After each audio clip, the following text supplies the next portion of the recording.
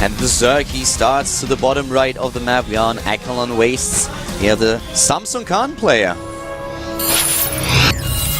Samsung Khan Shine. A rough group for Shine. At least this time he's not playing ZVZ. And starting to the top left, we have the FX Open player who is down one map in this group already. It is FXO Hurricane. We talked about Hurricane and his Protoss vs Zerg in the last game already. He has a 54% win ratio in this particular matchup with 13 maps played. And he actually played 2 of these maps against Shine, and he lost both. Shine took him out with a 2-0 in a best of 3. And if that is any indication, then it's a very tough wind that Hurricane has to face right now, since he's already 0-1 in the group, and if he loses the second game now, then he will have to hope for a tiebreaker later on in order to advance. So this is kind of the game that he has to win. And that's actually true for both of these players. They're both 0-1. And if you think about it that way, this is one of the most important games. This is a loser's match. Exactly, the loser's match. Just looking at the win ratio, you can see obviously just a smaller sample size here. And a little interesting stat about Akalon Waste playing at the GSL studio. Hurricane is undefeated with 1-0. He is going to block the hatchery a little bit more, and he goes for Nexus before Forge. So when you think about it this way, Hurricane does get a slightly better build order from the opening. It's not a massive lead, it's a tiny one. Actually, I love it. Oh, and I misspoke.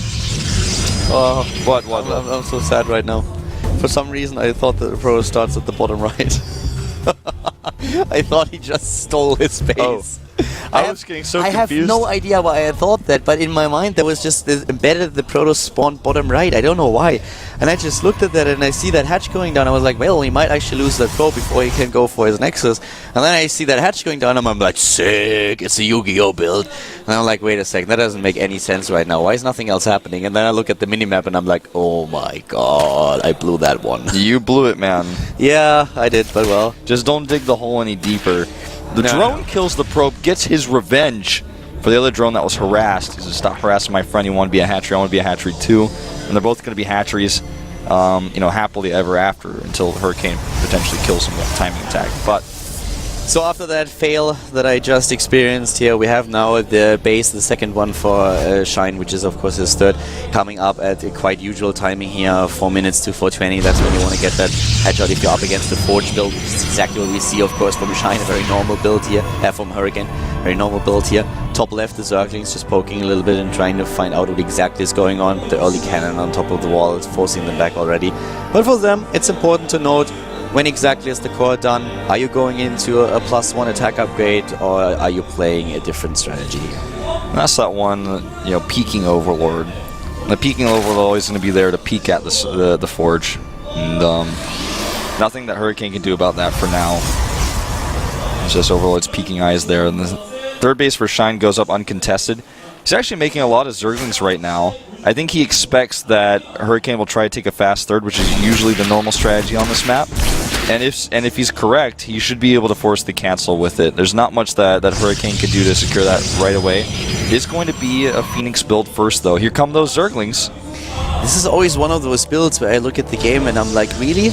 He has like no drones cover. This is actually really weird. It's almost like the Lenok build where he tries to kill him at the Stalker comes out, and you know it's working out that way so far. If the Stalker stays out there and he doesn't get a sentry, sentry's in production. The Zealot, if the Zealot stays there and he blocks then with, I mean, this is one of those hit or miss builds, and it's really you try to muscle your way through in the early game. I've seen this work a couple of times already, so it's not like it can, but the sentry comes out now, and if he has that Zealot on hold position, a few probes there to block, if it dies, here comes the Stalker.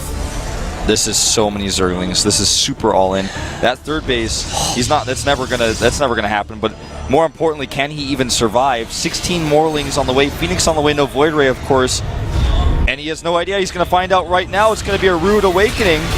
Well, there we go, and that's a lot of Zerglings, that's a lot of firepower. Immediately the cannons are being built. There's no panic mode though, he goes for the chrono boost, but that's it. The first force field goes down, the gateway is very much exposed, but he wants to just wall up once again, and he gets the wall. And that is one of the big problems that you have with this build, it's hit or miss.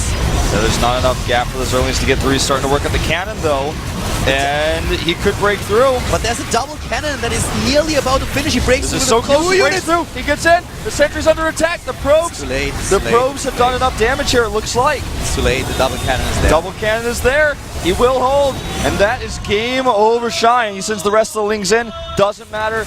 Wall is good. Too many cannons. It's actually a gap, and he. Yeah, that is a bit of a problem now. Yeah, for sure. The Void Ray about to pop out here. And I don't know what those ones are doing. I guess they're able to escape. But the probes here alone could almost fight these. He now has the Mothership Core with the Photon Overcharge, and that's going to seal the deal here. That is the reason why this is game is that there is no tech and no economy for Shine. He's on 3 bases, but he doesn't even. I mean, the Zerglings are still trying to go through, and they will actually still get in. But there are the rest of the units. They are moving in. It's not enough Zerglings. He just built Zerglings, and with all those gateways coming up, with the warp gate technology already done, he can just warp in additional units, and this is it. There is no follow-up. I mean, you can drone up, but then you're so far behind in upgrades. The only thing that Hurricane has to do is just warp units in and move across the map. I'm very surprised to see him go for that 3rd base, to be quite frank with you. Hurricane might actually just draw this out, but I feel at this point he could have just walked across the map. Look at that Harvester count. Was it 44 against 20? Have I seen that right? Yeah, and even a few seconds before it was 16. He's got a wall set up here.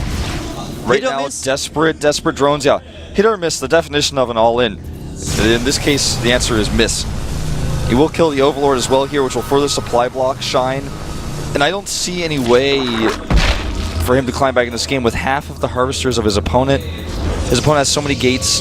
Another Forge going up here, of course. For me, that's the funniest part, by the way, that the 3rd is getting scouted so late. That might actually survive. Yeah, I think it could. You know, if he sends his units down there, why not? I mean, that's a lot of Zerglings for 5 minutes ago, but now it's not so scary anymore.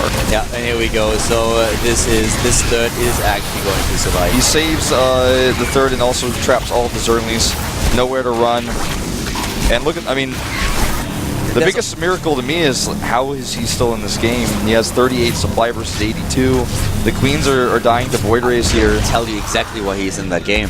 Because he is 0-1. He does not want to go 0-2. He knows if he loses this, his chances are very slim to make something happen here. So he is desperately trying to make something work. But now we have the +1 attack upgrade started. We have all those units walking across the map, trying to take down that 3rd base, doing some damage. And he has a great economy. He has 53 Harvesters against 30. He has more Harvester supply than Shine currently has max supply. That's what I'm saying. I feel like at this point, if Hurricane killed all of his own units and attacked across the map with probes only, he would win. GG doesn't even fight it. He knows there's no way. Yeah.